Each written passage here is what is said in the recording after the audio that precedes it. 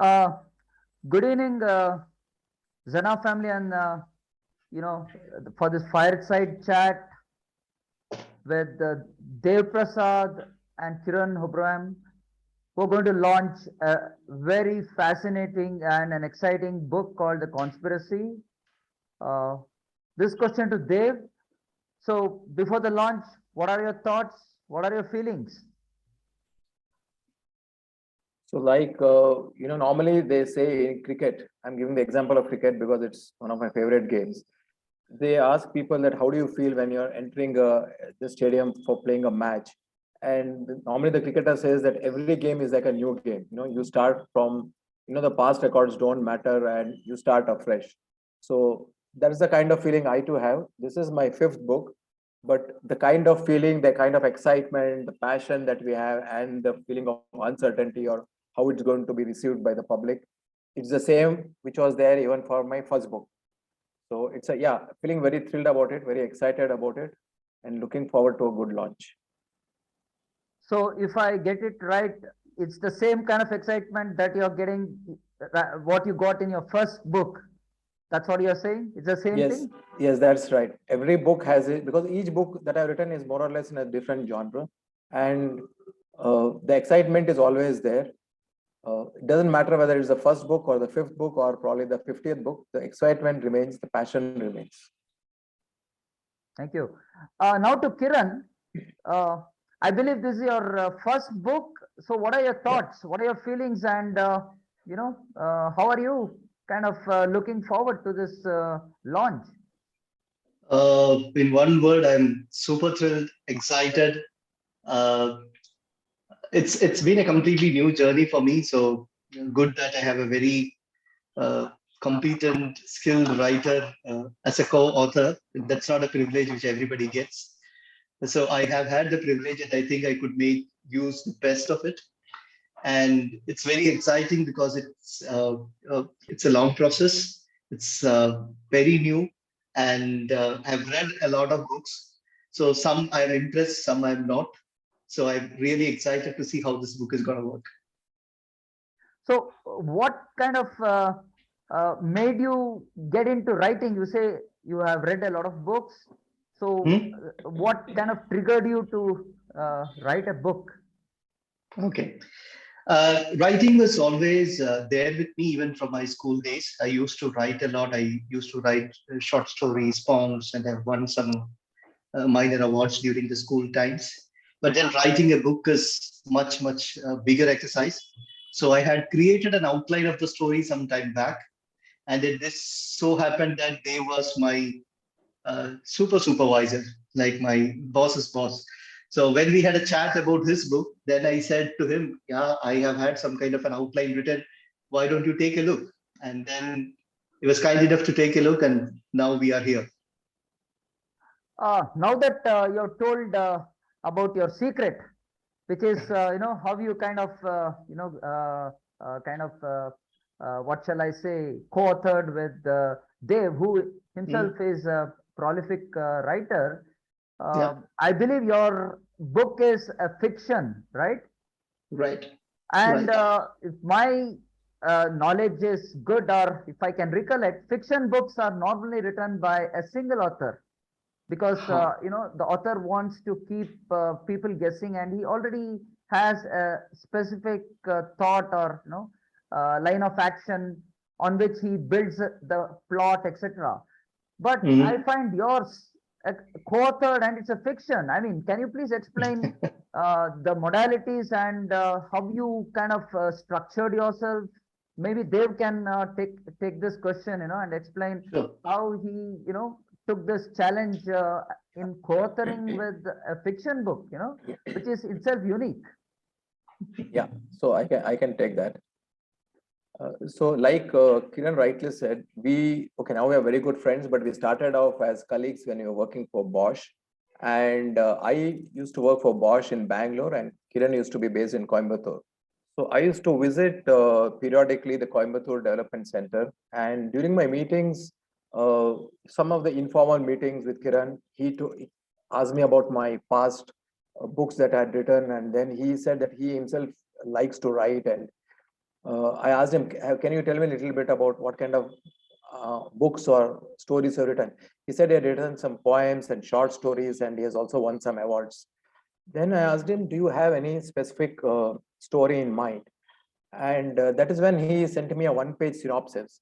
Now, the thing is, if you look at my third book, Curse of Surya, it's a fiction crime thriller, but there is a backdrop of Indian history and religion, and something which you see in many of the Dan Brown books. And what Kiran had written was also on similar lines. So I was quite excited, and that's when I said, "Can we write this together?" And that's how the initial thoughts came. And the way we went about writing was we developed the story. First, it was a one-page synopsis. Then we went into a 10-15 page brief story. And then literally every other day, we used to sit and discuss. And I was based in Bangalore. He was in Coimbatore, and both office from till 7 o'clock, 8 o'clock, we used to busy with our office work. Typically around 9-9:30, at least 3 to 4 days a week, we used to call up each other. We used to share our thoughts, and Kiran would then pen in whatever we had discussed and then send it to me for a review. I would review it, and then again we would have another call where we would discuss any changes required. So that's how we went about the whole process. It was went through a lot of iterations, and the difference is, like you said, if there is only one author writing a fiction, it's just his thoughts. Here, because two people have to agree upon it, so that's a challenge. But the good thing is, at every stage, whatever one of us writes, the other person reviews it within 24 hours and says, hey, this is what requires to be changed, this is written well, this is not written so well. So you get an instant feedback, which is not there if it's a single author. The first time he gets a feedback is from the publisher, whereas in our case, we used to give a feedback to each other within 24 hours after scripting the particular chapter. Yeah. Oh, so you followed the agile technology, which That's is there in exactly IT. the word, right? Oh, so you expanded it to the what shall I say, in the written world and in the book world too. That's a pretty Right. good thing. So it paid off. Yes, agile is Yeah. exactly what we use, and yeah, that is the word we used to. Kiran and I used to think, because both of us come from the IT field and we have extensive work experience in the process development and quality assurance. So agile is, yeah, quite a common word used, and it's the in thing in software development. And our that driving was exactly similar to the agile process. You're right, where So everything gets reviewed immediately at short bursts. You just write one chapter, two chapter, the other person reads, reviews it, gives a feedback, make changes, and go to the next chapter. okay, so can you tell when you started this venture and how many hours you put, before coming to the final version? So most of the efforts that we used to put, it's very difficult to quantify and say when we started, when we ended, and how many hours. But typically, we used to spend about a couple of hours on weekdays, and Saturdays, Sundays, we used to spend more time, maybe 4 to 5 hours in writing. And we also went through a lot of iterations. We used to do an iteration at every chapter, at every topic. And then after that, once we sent it to the publisher, they wanted certain changes. So we tried to incorporate their changes also. So which was on the final manuscript. And one thing which I would like to tell you is this book was ready for publication somewhere during the pandemic time, but we took a conscious call. We discussed with the publisher, and we said that pandemic, the priority of people in the country is healthcare and not on reading the books. So let's postpone the entire publishing by about a year or a year and a half. Yeah. Correct me if I'm wrong, Dev. I thought pandemic time would be the ideal time to launch because people would be at home and they would have enough time to spend reading a book rather than doing some outdoor activities like what's happening currently. Wouldn't I mean that's my thought. Do you have any other reasons, Yes. beside my thoughts, which prompted you to not release during pandemic, but sometime now?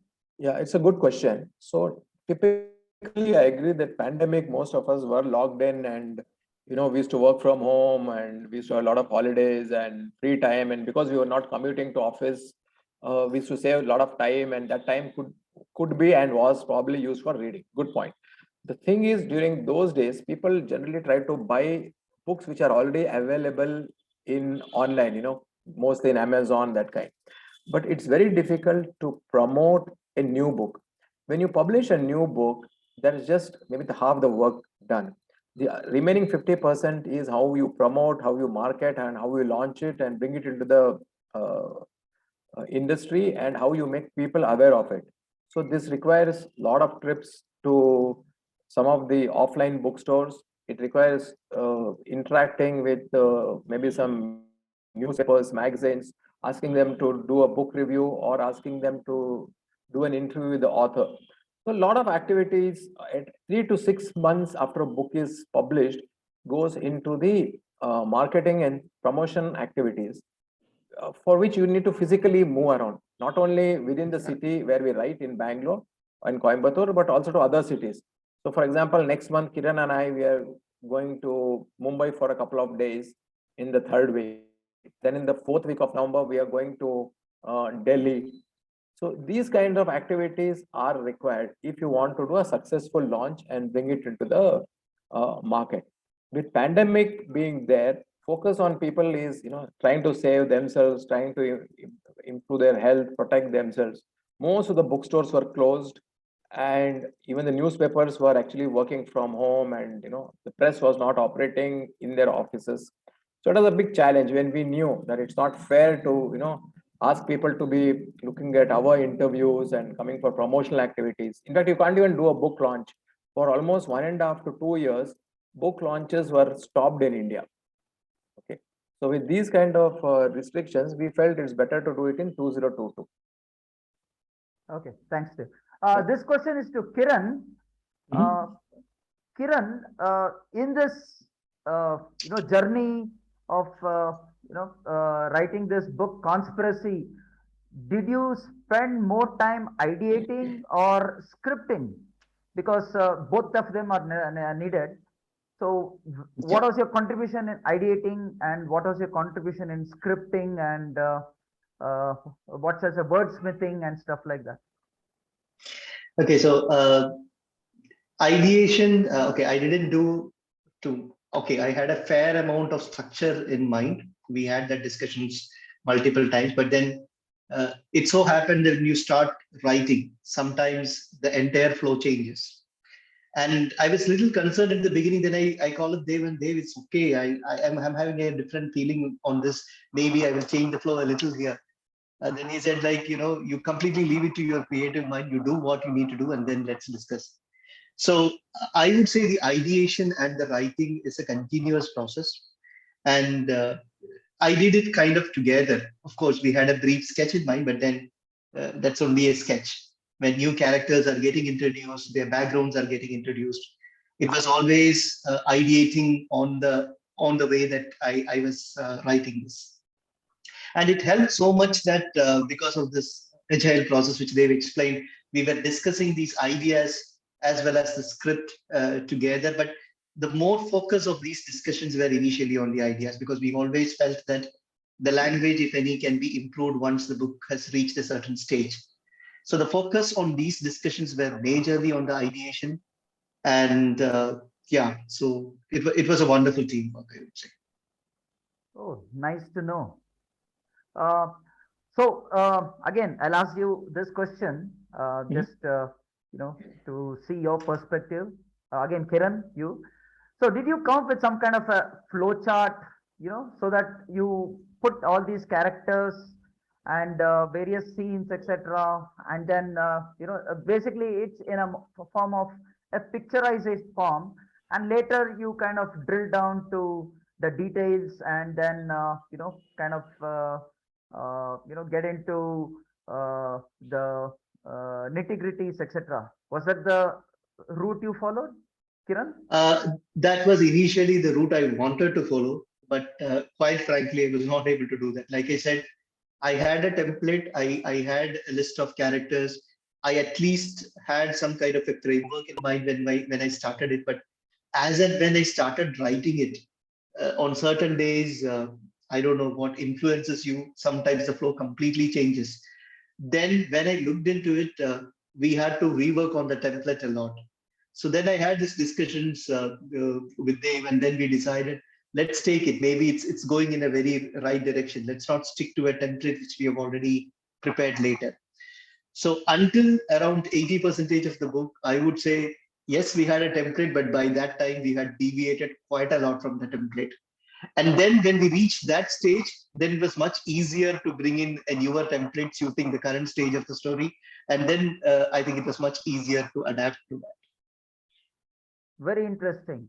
So looks like you had a thrilling yet a challenging journey, fraught with what shall I say, the oohs and ahs at the same time, like kabhi kushi, kabhi gum kind of a thing, because nothing goes in a straight line, right? Right, So, right. Dave, Yeah. now coming to you, I'm sure, you guys did a lot of groundwork, a lot of hard work, a lot of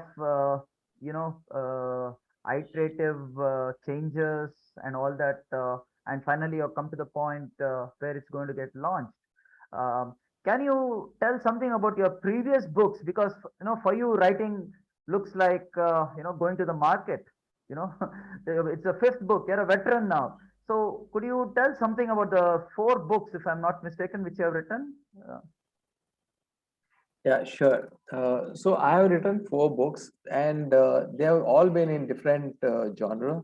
The first book is Krishna: A Journey Through the Lands and Legends of Krishna, which was published by Jaco Publishers, and that is like it's a non-fiction and like a spiritual travelogue.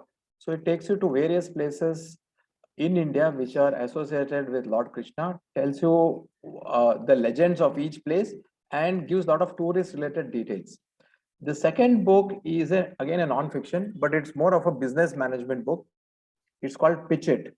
It has 60 case studies, and in each of them, you have an anecdote of cricket and you have one other anecdote from the corporate world, and it tries to link between the two.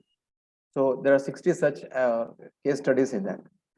The third book was The Curse of Surya, and that's again a historical fiction, like the conspiracy that we are launching now. That's by Penguin Random House, like Pidget. And it takes you through a journey where the protagonist and the antagonist are in today's world. It's a modern day crime thriller, but the backdrop of it is uh, history and religion. My fourth book is called From Vedanta to WhatsApp, and that's again a non-fiction book. And just like Pictured, this too also has 60 chapters, and it is like a self-help book. So there are 60 different stories, some known, some unknown stories to most of you. But my value addition as an author is that at the end of each story, I try to give my interpretation and some kind of a learning which becomes useful basically for life skills. So it's a self-help book, I can say. And yeah, the cursor and the latest book is The Conspiracy, which we are releasing now. Okay, what kind of prompts you to write a book, Dave? I mean, something should trigger you, because it's a challenge now to come up with a book which will kind of be a hit among the masses, because there are so many authors and you have so many choices. So it's a very competitive world, I suppose, in the writing, in the book world. And so, what prompts you to kind of, get into this challenge and also, be a winner? Dave, Okay. your thoughts? So yeah, sure. So during my first book, what happened was I had gone to North India on a tour with my family. So we went to Delhi, Agra, and then Mathura, Vrindavan, Gokul, Mahavan, which is all called as the Braj Bhumi. What I found was that there were a lot of useful information on the internet about the tourist places to be seen for Delhi and Agra, because they're very famous tourist places. Now, there are a lot of historical places in and around Braj Bhumi, that is in and around Mathura, Vrindavan. But sadly, there were no books and not much information was available. So when I went on my visit, couple of visits to that area, I thought that it would be good if I can write a book about these places, both from a tourist point of view and also the legends associated with each place. So that was a motivation factoring for the first book, which was the Krishna book. Now, second book was very unusual. What happened? We had just won the World Cup, Cricket World Cup, and I wrote an article for the office on management lessons that you can learn from cricket. And I'd taken 10 case studies from different World Cups about winning, strategy, leadership, that kind of topics. That book, that article became a big hit in my company. And then many of them asked me to get it published in one of the newspapers in Bangalore. And I gave it to Deccan Herald and they were kind enough to publish it. After that, I got many mails and phone calls from Deccan Herald readers saying that I should convert it into a book and expand it. And that was a big challenge because what was something worth maybe 2 or 3 A4 sheet papers, I had to make it into 50,000, 60,000 words. It's a big challenge. But I took it up because I thought it was a good theme, linking cricket with management. So that's how the second book happened. The third book was again very interesting. What happened when I went to a lot of places associated with Lord Krishna, that is, like I said, Mathura, Vrindavan, then Kurukshetra, then in Gujarat, I went to Dwarka, Somnath. I found that there are a lot of mysterious places, people giving different interpretations for the same place. And I thought, why not I write a fiction connecting all these places, giving my own interpretation of each place. And that's how the Curse of Surya happened. So that's the way these three books came up. Each one had a reason for writing it. And of course, the last book was purely because I was chatting with Kiran, and then he had a fair idea of writing a book, and I also jumped in. So that's how it happened. Oh, very nice.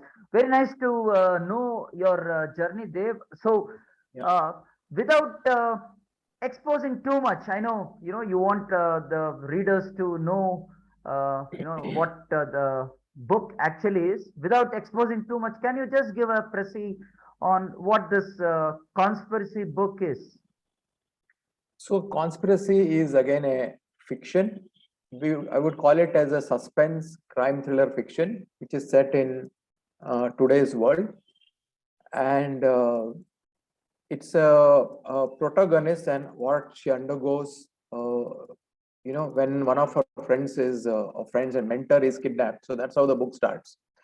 And maybe I should add that this point is that during my childhood days, I used to read a lot of Sidney Sheldon books. And invariably in all the Sidney Sheldon books, the main person, the protagonist was always a lady. And the story used to revolve around her, and I found it quite interesting. So that is exactly what I did for Curse of Surya and for Conspiracy. The main person, two, three main people who are playing the protagonist role, they're all women. So that's how it is centered. Now, without going too much into the detail, the book is a crime thriller, modern day crime thriller, but the backdrop of this book is in Indian and international history and religion. So it takes you to incidents which happened 2000 years back, and then it keeps going between what happened now and what happened 2000 years ago. So you have parallelly two stories running in it. Yeah. Kiran, you want to add something? Kiran, you want to add? No, I think, it's pretty much everything. When I started reading books, although I read a lot of books and suspense thrillers, Angels and Demons was something which was very close to me. And I had always thought, why don't we write a similar thing with, so India is a place of so much of monuments, so much of sculptures, so much of historical background. Why don't we write something like that? So that has really resulted in writing this particular book. And yes, the protagonist has quite a lot to do here. There is a lot of thrills, a lot of suspense, a lot of turns. And with a backdrop of history and religion. Yeah. After listening to you two gentlemen, I can't wait to lay my hands on the first copy of Conspiracy. So looks like everyone should go for it and read it. You have given a very good overview of it without revealing too much. So gentlemen, I wish you both a very successful launch for Conspiracy, uh, and hope it becomes a blockbuster bestseller and gets raving interviews. All the best. Thanks for coming and joining for this fireside chat. All the best and good night. Thank you, Thank you. Sridhar. Thank you. Thanks a lot. Thank you, Sridhar. Yeah. Good night. Thanks.